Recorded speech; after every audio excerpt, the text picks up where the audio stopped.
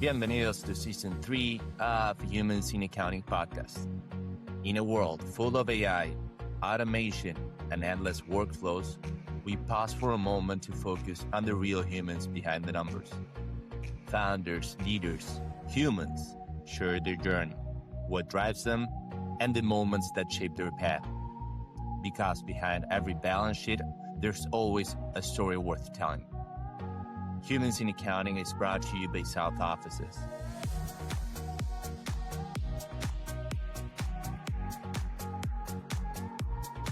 Hello, everyone, and welcome to a new episode of Humans in Accounting, where leaders and humans share their story behind their spreadsheets. I'm Alex Roman, and this podcast is brought to you by these guys at South Offices. They're connecting talent across borders. Today, I'm super happy just to be here with Sharrin Fuller. She is the founder at Glass Wallet Ventures, and she has this community of Own and Conquer Hub that we're going to talk in a bit. I'm super excited just to talk and know everything about Sharrin. Sharrin, welcome to Humans in Accounting. I'm happy we're doing this together. Me too, and I just want to tell you, I love the name of it because I don't know, it really niches it down because there's like robots and dogs in accounting. So I really do enjoy that. I know I am talking to a human. I just love it. It's super important. I always say the same. There are just basically two conditions in order just to be in this podcast. Basically, that you gotta be a human and you gotta be accounting. Two of those conditions, which you are, and this is why you are a guest today. How do you check? So I'm just curious. I mean, I'm just wondering, is there like a that's actually a good one. Probably that's maybe another now podcast? I'm pretty sure that's another podcast. No, but you're right. Maybe in 6 months it's gonna be hard just to identify. I say 6 months being optimistic. Who knows? Maybe in 6 weeks, or maybe you are actually a robot. But the truth is that we haven't talked face to face, but I've seen you around in some Okay, so you know events. I'm human-esque. Like you at least assume I present as human, and that's good enough for you for this podcast, right? That is like that good answer. enough. That is good enough. So yeah, seriously, I'm super happy that we're doing this together. Sharon, I asked. Let's start with the beginning. Let's right. go with that. Like you're a human in accounting. Why you are in this podcast? Why you are in accounting? Human, you don't need just to justify. But how was your career? Tell me a little bit about your background and why you're in this podcast that it's in accounting and why not in another one that it's in architecture or retail. Tell me about that. Absolutely. So I never planned to be an accountant. It just happened. Actually, when I was in high school, I thought if I ever become anything, I wanted to be a lawyer because I really love arguing. People might get to know that about me. I'm really about those rules and the line and literal and what can be crossed anyhow. And then I'm like, no, I want to be a psychologist because people are crazy. I want to help them. And then I end up doing none of that. I actually didn't go to college because I started going to college in high school, and I realized college was paid high school and I was not going to pay them to have to retake English again. Right. I'm like, I just took 12 years of it. Leave me alone. So I just jumped straight into working, and everywhere I worked, I always got promoted to some level of management. In the meantime, I had a side hustle. I had my nail license. I'm still a licensed manicurist in 3 states. I don't use my license, but I keep it updated because it was not the easiest to get. But I ended up with that license. I worked at Costco. I ended up leaving Costco, and then I went to go do nails at a salon, and then the salon was for sale, and so I bought it. So that's kind of where I learned about business and accounting. Because I had employees, I had payroll, I had budgets, I had all these things, and I had to just kind of learn it. So my friend who was in college went and checked out all the books for me that they had in the library, and I just read them all. And it just made sense. I was like, oh, accounting's fun.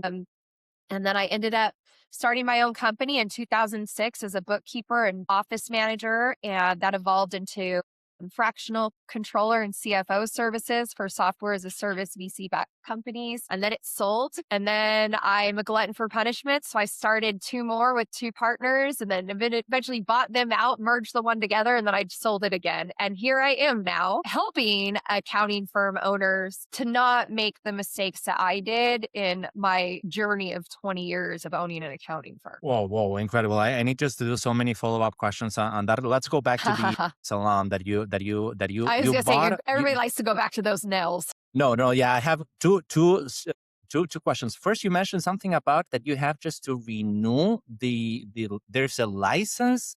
Yeah, you're licensed. You're under the Board of Cosmetology, and each state is different. So I have California, Utah, Washington State. California took me 2 years to get my license transferred over, and I had to retest and everything. And it's a process. So I keep them right. It's like $40 every 2 years, but I keep them active because you just never know, right? Like I never know if I'm going to be like, I'm done with all this. I'm just going to go do nails on a cruise ship the rest of my life. I don't know. You just, Yeah. it's like when you earn something, you just want to keep it active. Obviously, but you have to pay or you have to do something else, like the accountants need just to do with the credits. It's No, just to they don't renew it, care. those $40. Okay. You just have $40 just to keep you active in the system. They don't have any continuing education, which is crazy to me.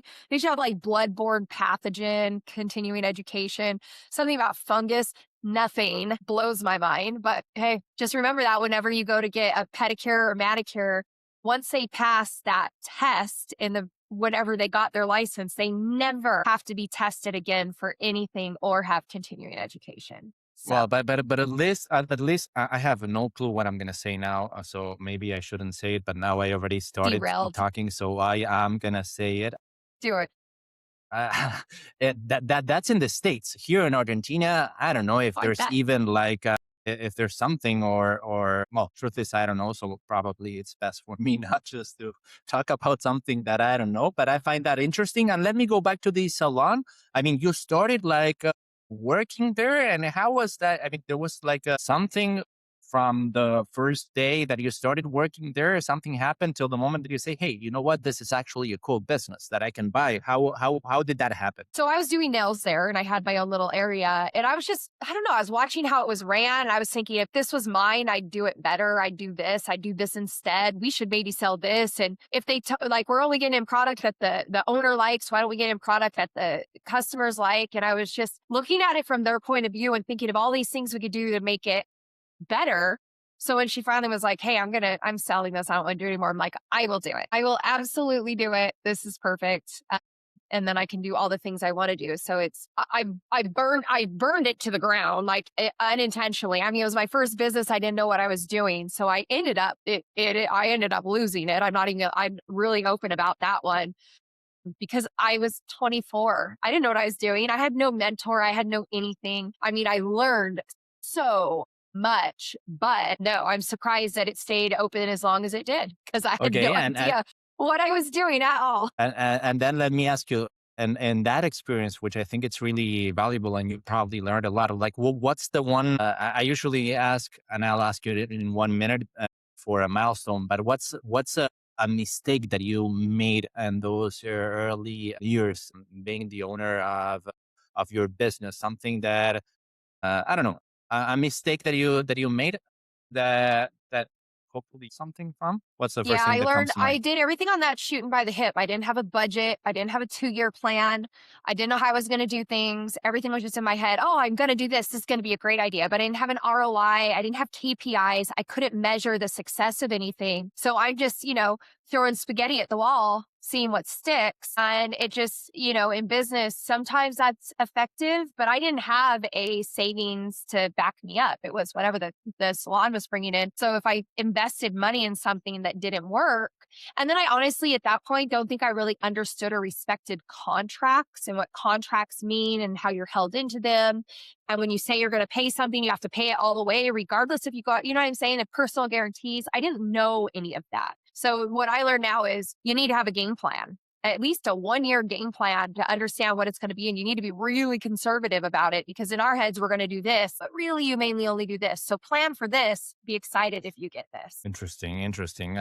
Let me take you now just to nowadays. I'm super interested in knowing a little bit more of Clone and Conquer, this app Mhm. that you have. When did you started this, and was there any Man. trigger, anything that you said, hey, hold on, I just need just to do this to help? I'm interested in knowing. again, all the questions that I'm asking is like the beginning, like how did Yeah. this started? Was there something special, something that happened? So it's really funny when I after I sold my first firm and started Glass Wallet, I wanted to just the reason I started Glass Wallet because I wanted to help people that were selling their companies or transitioning out. I wanted to help them get through that. My whole thing was going to be exit strategy and I will be your advisor. But then that transitioned. And the first thing I said is I'm never doing a community ever, ever. Terrible. And then somehow we went full circle and ended up with a community. So we kind of sort of got it up and running last year. We did a real soft, mild launch. It was free. Not a lot of content in there. Officially this year, as of April 1st or May 1st, we started charging for it finally. And we churned some people, understandably, because I wasn't even doing anything in it. I was learning still, right? And so they're like, what is going on? So we learned, and now we've got about 40 people in there, which is good because it really only started in May and they're all paying, which is also good. And it's teaching everything that I learned in my company, my efficiencies, my processes, in my company, I was known for I ran my whole accounting firm and I only worked on it 5 hours a week for everything. And I had everything. I only had two employees and it was just very automated and efficient and documented. So I'm teaching everybody how to do that. And it's based on what the reason it's called Clone and Conquer is because I have this method that I created. It's trademarked of how to get things off your plate. It's a Clone and Conquer method. And then there's also something in there that I call the dependency trap, which is also trademarked.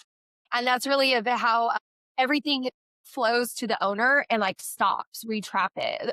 Also, people would call that the bottleneck. So everything's dependent on us and it traps with us because we can't let it go. So I try to fix that for them, get business owners unstuck. But I am just a efficiency expert. Like whenever I look at something, I'm like, that's inefficient. Let's find the efficiency of that. Like that's so inefficient. Let's do this once. And so it's a lot of learning paths and content and biweekly calls and I teach them how to do everything.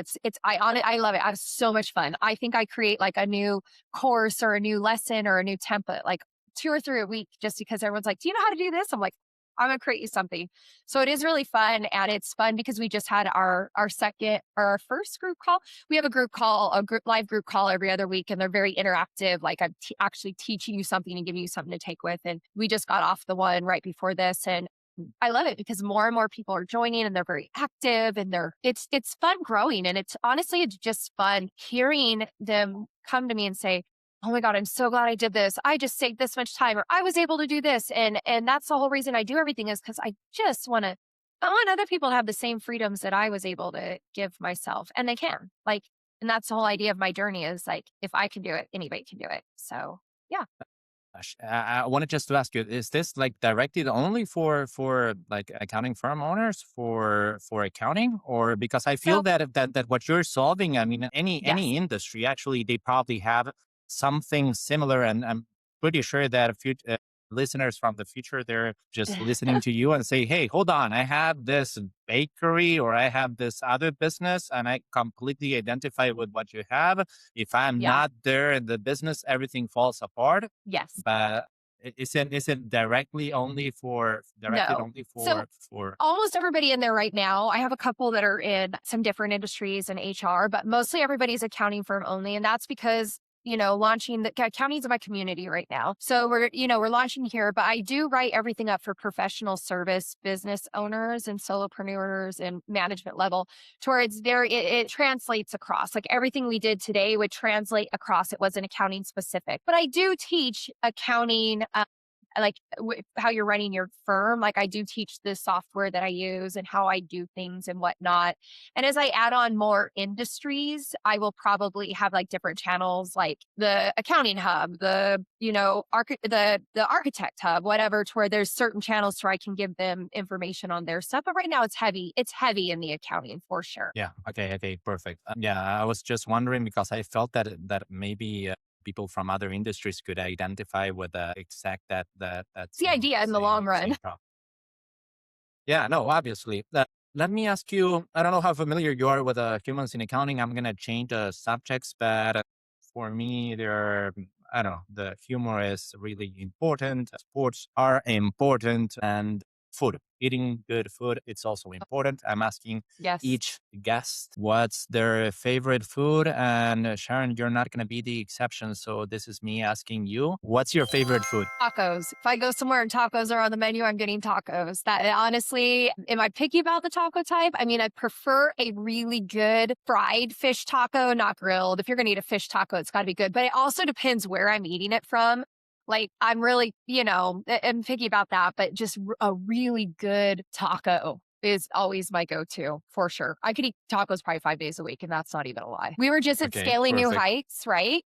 Were Mhm. you at Scaling? They took tacos off their menus. They had no tacos. They used to have them down. They had the best tacos down at the pool bar, and then they also had them like in the lounge area. They got rid of them, and I was like, the whole time I'm like, I just want a damn taco. So when I got home, we got the first thing when my husband picked me up from the airport. We went to the taco place and got tacos. But hold on. In the hotel, it was in the same hotel in Orlando, right? I'm pretty Yeah, sure they changed the there menu. are There were no tacos. really, but I went to then you every can go single to restaurant there. really not. Yes. Uh, No. oh, Somebody check, correct me if I'm wrong, but I went to every restaurant that they have there and they did not have tacos. It blew my mind. I'm like, how do you not have tacos? I guess, it, you don't go to uh, Orlando and think I really want a taco, but that's not true. You're by the water. Come on, give me a taco, shrimp taco, fish taco. I was disappointed. Ask not anybody who was with me the whole time. I'm like, I just want a taco. no. Did this didn't go unfortunately to Scaling New Heights? I went Well, you last two didn't miss times. tacos. Yeah, I was kind of upset because one of the things that why I go to events is basically just to have tacos. But now that you tell me that there were no Yeah. tacos, I'm You happier. feel better? Because you just had a I baby, right? So you couldn't go because it was like baby. And I know you were weighing tacos. So you're like, oh, I made the right choice. I'm so glad I chose the baby. you understand perfectly I do. how I feel. Okay. Yeah, that's Okay. exactly Same page. what happened. I'd have made the same choice, just so you know. I'd have been like, I don't know. They got really good tacos. I would have got there. My husband been like, you enjoying those tacos? Because your kid misses you. I'm like, oh yeah, the tacos are great. He would have never known. You know what? I can tell you, yeah. But basically, I've been asking this question to every human in accounting. Not every human in accounting, but every guest of humans in accounting since I started. Well, not in the first episode, but after the fifth episode, I started asking this question. And I know for a fact that tacos, or maybe not tacos, but Mexican food, let's say Mexican food, it's in the top two if it's not number Yeah. one. Yeah. Uh, Well, it's the same like 8 ingredients just served differently, right? It's like you just need the same, you put the same things on the counter and be like, how do you want it served? Do you want it fried? Do you want it do you want it flat? Do you want it over square triangles? Like, how do you want, it's the same things, but for some reason, it's just So a thing. someone had to say that. Yeah, I agree with that. It's always the same ingredients in different forms. But yeah, Argentinian food's pretty similar to Mexican food, isn't it? Did I just no, insult a it's whole entire culture? Okay, I'm going to shut up because I know nothing. no. You haven't insulted anyone, but the answer is No. no. Here we Okay. are known for grilling like what we call parrillas, like a barbecue. We have good meat. Hey, we do that here in America too. We love our barbecues. But we have them different. Like Okay. it's a different type of grill, but yeah, it's kind of like a barbecue what you have in the states. But well, Well, we're thank you gonna for come there answering me. anyways, right? Yes. Yes, of course, and yeah, just to show you around. Let's go back to what you're Yes. doing now. I asked you about Okay. a mistake, but I want to ask you now about a milestone. Like something that yeah, if I ask you for a milestone, what's the first thing that you think of? When you say milestone, what do you mean? Do you say like we're the first one I hit, or what I'm looking for, or like what do you mean? I mean for like an achievement. Like, what's the first thing that you look back and say, "Hey, look, incredibly, like this is something Okay. that I achieved." I'm If I ask you very that, what's the first thing that comes to mind? believe it or not, I'm very I'm hard to take compliments, and I am the type to where I'm always after the next thing. So I always feel like the things I do are not good enough. I know that's terrible. There's not enough psychology or psychiatrists in the world. I've been through them all. It's just my mentality, I guess. It's I'm an overachiever. But if I had to say anything, I was really, really, really proud of writing my book. I was really proud of it, like super proud. Like when I got it and held it in my hand, I'm like, I have a book. And that was just last year. But I was really excited for that. I mean, of course, I've got other things. Like I sold my company and that was great. And I just sold my company again. But my book was one of those things where I was just like, almost when I got it, I was like in tears. I'm like, I have a real book, like a real thing that I did. And it was exciting. Well, congrats. And let me ask you then, if that's your achievement or the first milestone that you think when I asked you that question, let me take you back because probably it took you some time just to write that book. Was there anything that inspired you just to write that book? Was there anything that happened? You said, hey, So, I need. yeah, so I created this like 6 module course that takes like 6 months to complete. It's called Start from Startup to Seven Figures. And it basically teaches you how to take the business. Like, I have an idea of this business. What do I even do? All the way to, okay, I'm going to sell this business. Like, it teaches you every step of the way. And it's meant for it, like professional services. So it can go to accounting. In fact, I created a fictitious one and teach it. It was a dog groomer business just to show it. So after I created that, that took like a year to create. It was insane. I thought, I'm going to turn this into a book. I'm going to actually put this into a book. And as I started writing the book, I completely pivoted and changed directions. I'm like, I'm bored. This is boring because I don't want to write a how to. I actually want to write how I got to this point. So I pivoted completely and rewrote it on my journey of how, where I started and how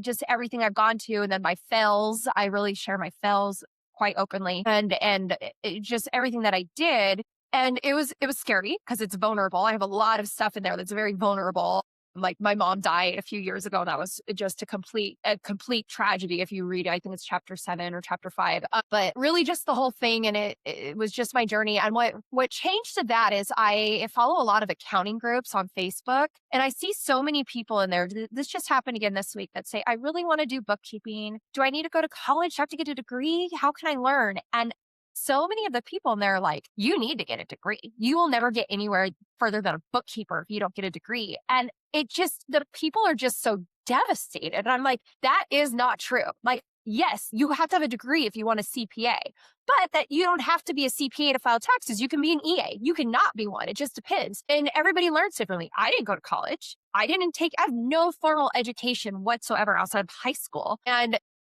I was like, I just want to put my journey out there so people can see it and go, oh, I feel better. And honestly, in this group, it just happened again. I really ping them. I'm like, don't listen to them. What's your address? I'm sending you my book. I want you to feel better. Like, so I just sent my book out like 3 times for free. I'm not charging them because I want them to have some level of, okay, all right. So now I'm not demotivated. Like, you're not doing open heart surgery, man. It's 1+1. You can learn, you can read, you can figure it out. As a bookkeeper, you're not going to start doing like deferred revenue schedules. You have to, like any career, even if you just come out of college, they don't start interns with that. They start you with the basics and move you up. Same thing with bookkeeping. And I've mentored many people that have come to me and said, I want to learn this, that never went to college. They just came to me and I trained them. And now they're like senior accountants because they just picked it up really well. So that was the path.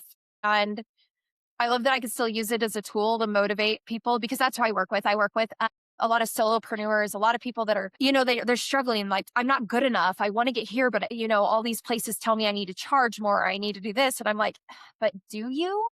Let's get you to a point to where you feel really comfortable in who you are and what you're doing. And then let's fix all the other little things that can be fixed. But you got to start with your head. So anyhow, I didn't mean for it to be some motivational tool, but it turned out to be, and I feel good about that. That's probably why you're doing it on the first place, just to yeah, Was help hoping. them.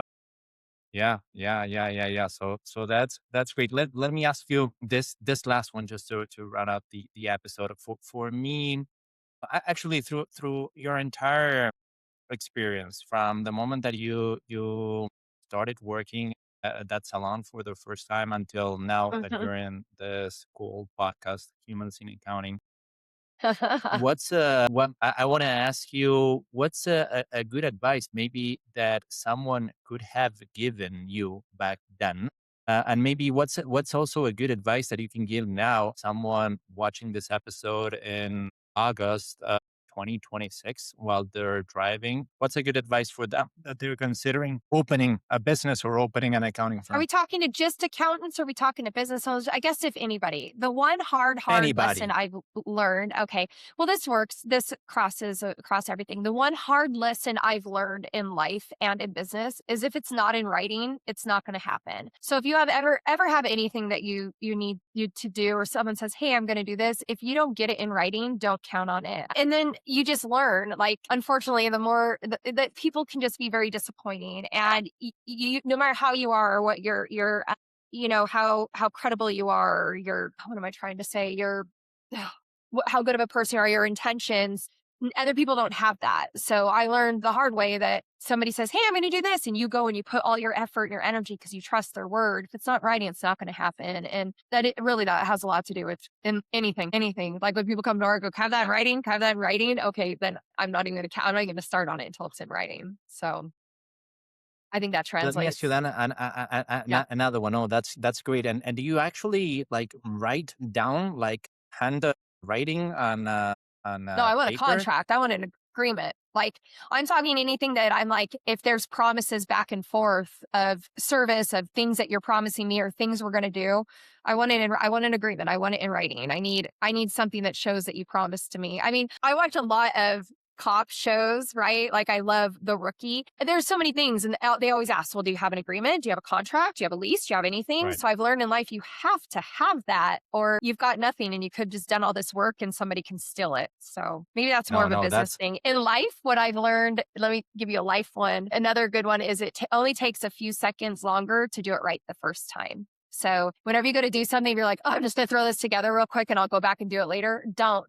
Take the time, get it done, because when you go to do it later, you're going to have to do it twice as long to undo what you did the first time. So take a few seconds longer to do it right the first time. I love that, and I'm gonna probably quote you in the future because I think that's a really good one that we can all identify. Sharon, I'm sure someone in the future they're watching this on YouTube or Spotify or Apple Podcast or wherever we are in the future, and they just want just to reach out to you. They're interested in contacting you. What's the best way just to get in touch with you or to yeah to reach out to you? Google me. Just kidding. Glasswalletventures.com, and all my contacts info's there. The link to my community, which I'm going to give you a link for all your listeners. If anybody's listening, I'll give you 14 days free and to look around and see what's there and if you want to stay. And otherwise, yeah, it's got links to everything that I do. My booking link, my email, everything is all on my website. And otherwise, you can always find me on LinkedIn. I'm pretty active on LinkedIn as well. So Yeah, perfect. I'll make sure when we upload this episode just to leave the link first off this link so that they can have access to those 14 days that you're getting for free, and then yeah, your LinkedIn and your website so that if people want just to reach absolutely. out to you, they can do. Sharon, it was super nice having you here in Humans in Accounting. By any chance, are you going to be in Intuit in October? I will be around. I will not be into it. And we have drama. Okay, okay, but We got I bad know that blood, you but I will be around. I will be around. And NetSuite is the same week in Vegas as well. I have a panel there, but I will be at the Aria and around for Intuit, just probably not inside perfect, the conference. perfect, But I will perfect. be at My plan is ZeroCon, and yeah, I'll definitely be at ZeroCon, and I will be at Women Who Count, which is the week prior to Intuit Connect, and I chair that conference, so everybody needs to go to that one. perfect, perfect. So you know if you're going to one of those conferences or if you'll be in Vegas because you actually live in Vegas, right? I That's do live in where Vegas. you are at. Yes, yes.